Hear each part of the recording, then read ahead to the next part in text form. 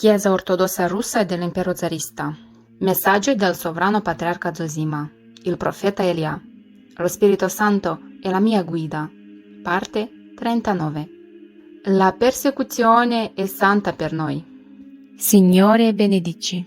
Perché il nostro Signore Gesù Cristo risveglia i credenti attraverso la persecuzione? Perché è proprio la persecuzione dei cristiani che rivela molti peccati e debolezze nascoste nelle persone, come la sfiducia in Dio, la resistenza alla volontà di Dio, la codardia, la paura, la mancanza di spirito di sacrificio e molto altro. Attraverso la persecuzione si giunge alla vera comprensione delle proprie debolezze e alla conoscenza di sé. E questo è proprio il principale insegnamento patristico sulla conoscenza di sé. Senza di essa è impossibile avere sobrietà, è impossibile umiliarsi, impossibile comprendere adeguatamente, senza inganni, quanta fiducia riponiamo in Dio. Capite, amici miei? Durante le persecuzioni la situazione è quasi sempre talmente grave che il pericolo incombente da ogni lato priva la persona di ogni speranza terrena, lasciando come unica speranza l'aiuto di Dio. Ad esempio, se la persecuzione proviene dalle più alte autorità, chi può aiutare? I funzionari di rango inferiore avranno timore di agire contro i loro superiori. Nell'antichità le persecuzioni erano orchestrate dall'imperatore e nessuno osava liberare i cristiani dalla sua mano crudele. Quindi la speranza risiedeva unicamente in Dio. Ma qui è emersa la cosa più importante. La fede di ognuno è diversa, è più forte, è la fede viva, donata concretamente dallo Spirito Santo. Più forte è la confessione. Amici, dobbiamo comprendere due cose. Nei momenti di persecuzione, Dio ha solitamente due obiettivi principali per noi. Primo, comprendere la nostra debolezza, mostrarcela, umiliarci, renderci seri, risvegliarci, insegnandoci a pregare dal profondo dell'anima. E secondo, insegnarci a confidare nella volontà di Dio, a non temere di trovarci nelle mani di Dio, qualunque cosa accada. Capite? E quando una persona confida, sperimenta una grande felicità e una vera libertà. Tutte le sofferenze durano fino a questo punto. Quando una persona si abbandona con tutto il cuore alla volontà di Dio, senza perdere lo spirito di confessione. Dopodiché, Dio inizia a proteggere visibilmente i suoi figli. E questo è un miracolo meraviglioso. Un figlio così viene adottato da Dio Padre per mezzo di Gesù Cristo. E questa grande gioia pervade l'intera persona, tutto il suo cuore. In questo momento l'anima è colma di una pace e tranquillità beate e impassibili e di una grande gioia. Sopportando tali prove, le persone acquisiscono esperienza nel confidare in Dio. Subiscono una sorta di prova che le rende coraggiose e forti guerrieri di Cristo. Questa è la felicità che Cristo ci ha donato. Questa è la beatitudine dell'amore filiale e della felicità eterna. Figli, vi ho scritto molto in questa breve epistola. Studiatela e abbiate fiducia in Dio. Infatti, anche i demoni ci affliggono nella misura stabilita da Dio. E proprio per questo motivo, ovunque si trovi l'accesso del peccato.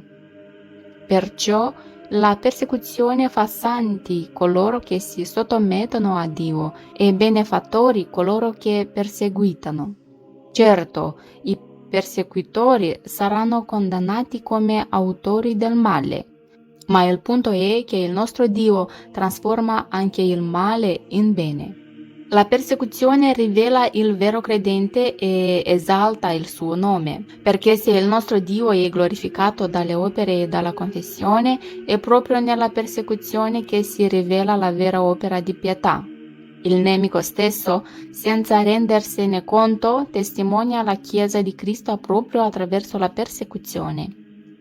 Così è anche per noi. Quando abbiamo convocato un concilio di cristiani ortodossi e condannato l'eresia dei giudaizzanti nel Patriarcato di Mosca e l'autorità ebraica in Russia, la persecuzione si è scatenata immediatamente contro di noi. Ci imprigionano, ci picchiano, ci torturano, ci calunniano, ci portano via i figli e così via. Se non fossero ebrei non ci avrebbero attaccato così duramente a causa delle nostre denunce. Così facendo si espongono. Ma in questa malizia cieca e insensata pensano solo di farci del male. In realtà il nostro Dio trasforma questo male in bene e fa conoscere il nostro nome ovunque, rende potente il nome della Chiesa. Capite, amici miei? E diventerete collaboratori nella buona opera della pazienza e della confessione, e insieme alla Chiesa di Cristo sarete tutti glorificati davanti a Dio.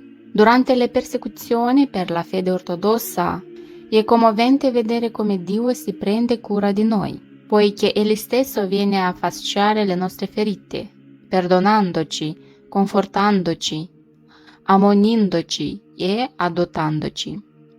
Coloro che non vedono e non percepiscono questa bontà sono ancora lontani dall'essere purificati. Perciò lavorate su voi stessi. Vedo che alle persone manca il sacrificio di sé e lo zelo per Dio. Questa è la fonte di tanta miseria e sofferenza. Guardate San Paisio Latonita. Soffrì, fu compassionevole, si preoccupò, denunciò tutti quei documenti ebraici e l'eresia dell'ecumenismo e ebbe il sacrificio di sé per soffrire per questo. Questo è un cuore vivo in Dio. Tali cuori sono graditi a Dio. L'avvicinamento più profondo a Cristo si ha nei momenti di persecuzione. Un sincero desiderio di abbandonarsi alla volontà di Dio e il sacrificio di sé con una costante disponibilità e soffrire per la fede di Cristo. Questi desideri sono santi, amici, e soprattutto senza insolenza né oscillazione. Noi, la Chiesa ortodossa russa dell'impero zarista, siamo gli unici che Dio, nella pienezza della Chiesa locale, ha guidato lungo il cammino della persecuzione per mano degli ebrei. E su questo cammino il nostro Dio è glorificato. E in questa lotta acquisiamo saggezza. Non potete nemmeno immaginare, miei carissimi e amanti fratelli e sorelle, la consolazione e la felicità che vi attendono. Vi dico, temete di allontanarvi dalla Chiesa, temete di perdere la vostra unità con la cattolicità della Chiesa di Cristo. Questo è ciò che dovete temere e nient'altro. Per quanto temiamo la persecuzione e i vari pericoli, altrettanto grande è la diffidenza verso il Padre Celeste che si annida nei nostri cuori. E dove c'è incredulità, c'è bestemmia contro lo Spirito Santo. Perciò, finché siete ancora in tempo, lavorate su voi stessi, umiliatevi, aprite la mente e siate zelanti nell'obbedienza ai vescovi e alle badesse. Gareggiate con benevolenza per vedere chi obbedisce più umilmente, chi le adempie più velocemente, chi si lamenta di meno, chi desidera soffrire di più per Cristo. Seguite questa via e siate benedetti, amici miei. Io sono sempre con voi, miei cari, giorno e notte. Prego per voi e mi prendo cura di voi. Voi siete la mia famiglia in Dio. Competete nelle buone opere, ma in segreto, rivelandole solo a Dio e al vostro Padre spirituale.